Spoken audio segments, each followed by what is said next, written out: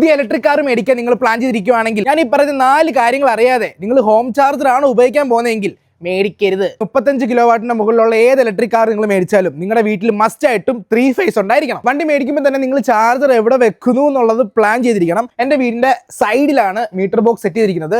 ഇവിടുന്ന് 16 മീറ്റർ ദൂരെയാണ് എൻ്റെ ചാർജർ വെച്ചിരിക്കുന്നത്. നമുക്ക് എല്ലാ മാനുഫാക്ചറേഴ്സിൽ നിന്നും ചാർജർ വെക്കാൻ വേണ്ടി മീറ്റർ ബോക്സിൽ നിന്ന് 15 മീറ്റർ മാത്രമേ ഫ്രീ കിട്ടുകയുള്ളൂ.